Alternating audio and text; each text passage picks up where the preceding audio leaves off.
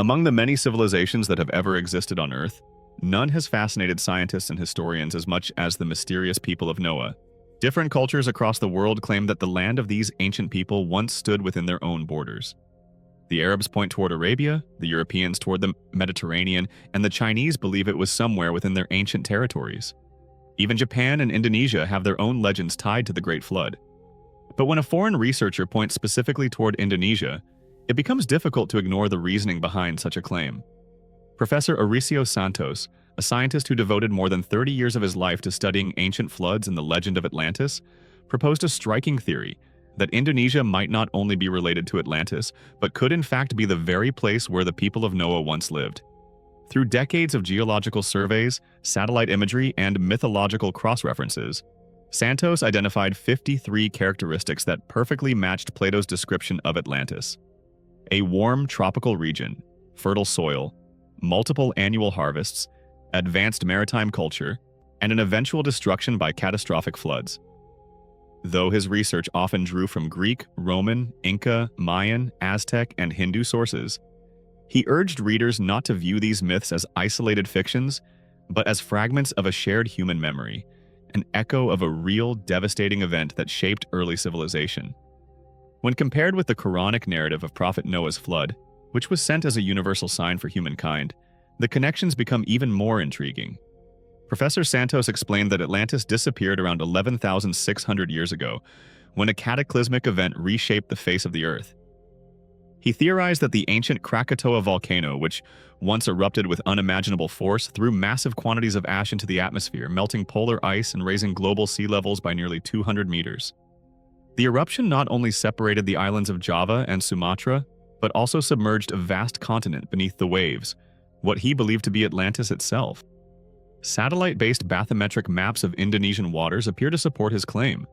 The shallow seas surrounding Sumatra, Java, Kalimantan, and Sulawesi suggest that these islands were once connected as a single landmass.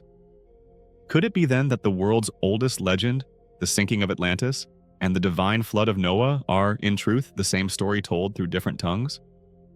According to Professor Santos, the destruction of Atlantis was not a mythological exaggeration, but a geological reality. He explained that before the cataclysm, the lands now known as Sumatra, Java, Kalimantan, and Nusa Tenggara were connected to the Malay Peninsula and the Asian continent. Then came the colossal eruption of ancient Krakatoa, which tore the Earth apart, opened the Sunda Strait, and triggered waves of unimaginable size.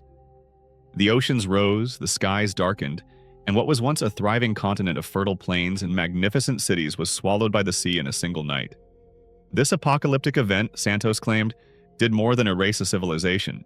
It altered the entire balance of life on Earth.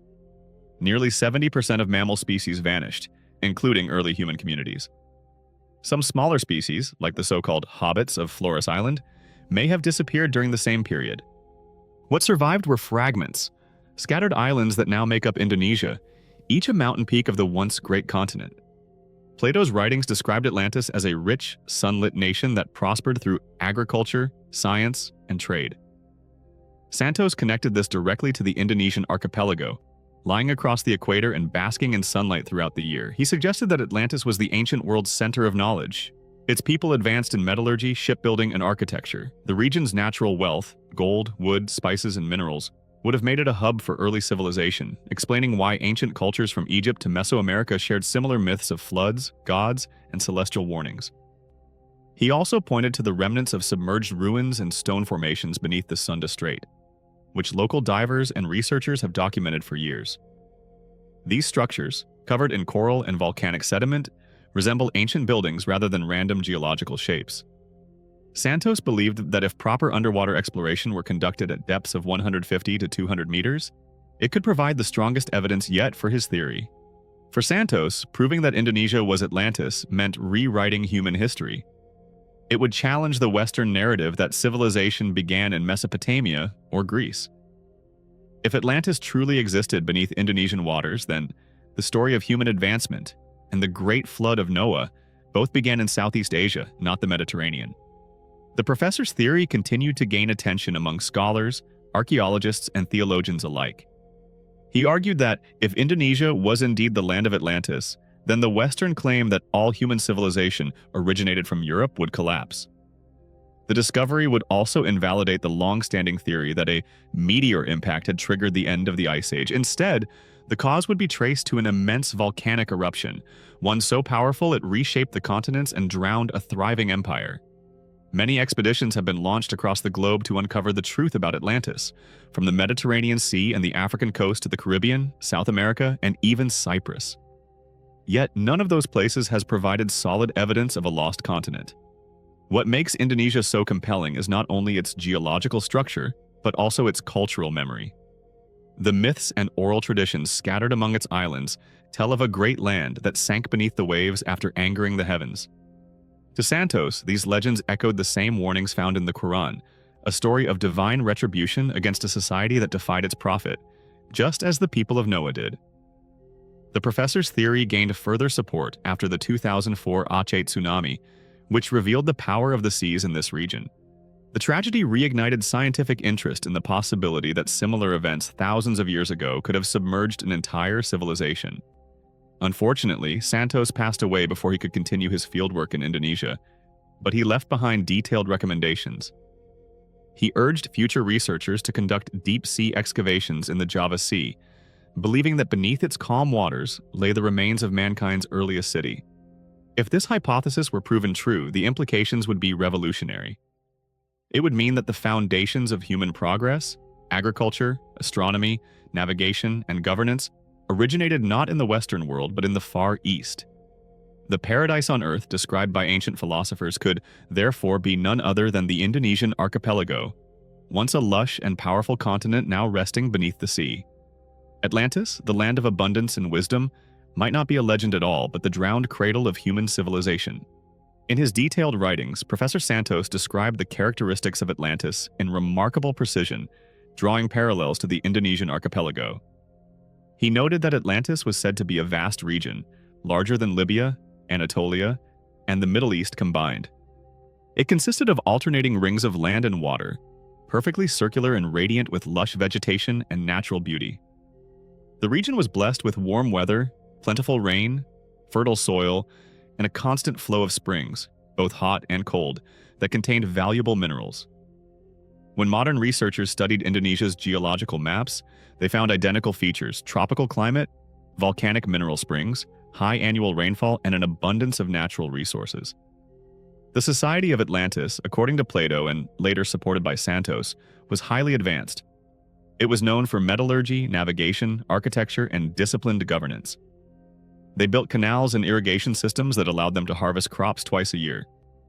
They possessed metals like orichalcum, which was considered more precious than gold. Their land overflowed with timber, wildlife, and livestock. Even elephants roamed freely, as they do in Southeast Asia. Atlantis was also a military and cultural superpower, with vast armies and ships that ruled neighboring territories. But the most striking resemblance lay in their spiritual values. The people of Atlantis were said to live under divine law, respecting the wisdom of their prophets and maintaining justice and compassion in their society. They saw wealth as a tool for harmony, not greed. They shared food, respected nature, and considered everything they had a blessing from the Creator. For many centuries, their civilization flourished in peace and prosperity. However, as Santos emphasized, this moral foundation eventually began to crumble. Over time, they became intoxicated with their own success. They started to value gold more than goodness, and pride replaced humility. The divine law that once bound them together faded, and corruption spread among the rulers. Violence, materialism, and spiritual decay took root. It was then, in this moment of arrogance and disbelief, that divine wrath descended upon them. The flood came without mercy. Earthquakes shattered the land, volcanoes erupted, and towering waves swallowed cities whole. The same mighty civilization that once touched the heavens vanished beneath the waters, leaving only ruins and whispers of its glory scattered across the ocean floor. From these clues and cross-references, many modern researchers now view Indonesia as the most credible remnant of Atlantis, a land that once united continents, cultures, and faiths. Santos' findings revealed how this archipelago mirrors the ring of fire structure that ancient texts described, with mountains and volcanoes encircling a tropical heartland. Its seas still conceal patterns of terraces and walls that suggest deliberate human design, not random geological formations. To him, these were the drowned cities of Noah's age, evidence that faith and science might one day converge. Other explorers, inspired by Santos' work, compared his maps with ancient myths from across Asia and the Pacific. They discovered striking similarities: legends of a sacred land destroyed by water, of survivors who sailed away to build new nations. Egyptian, Mayan, Polynesian, and Hindu traditions all preserve echoes of that single catastrophe. Each speaks of a flood sent to cleanse humanity of arrogance after people abandoned their spiritual duties. In that sense, the story of Atlantis is not just history, but a moral parable, one that aligns perfectly with the Quranic story of Prophet Noah, peace be upon him. Lieutenant Commander Salim, one of Santos' admirers, offered an additional linguistic clue. He proposed that the name Nusantara, the ancient title for the Indonesian islands, might derive from two words, Nuh, meaning Noah, and Santara, meaning empty or desolate. In this interpretation, Nusantara means Noah's empty land, the place where life restarted after the waters receded. He even cited an old manuscript from 1750 AD Sita Waruga Guru, which tells how Prophet Adam's body was carried aboard Noah's Ark before the storm, and how, when the flood ended, Noah's followers settled in this very region to rebuild humanity. Over time, these descendants spread across the world, carrying with them shared values, languages, and myths, traces of their common origin. That is why cultures from every continent remember the same flood, the same warning, and the same renewal. And so, as the documentary closes, the narrator reminds us, perhaps the legend of Atlantis is not about a lost city, but about a lost lesson, that no empire, however powerful, survives when it forgets justice, humility, and faith. Indonesia, once the cradle of civilization and the refuge of Noah's people, may still hold beneath its waters the greatest secret of human history: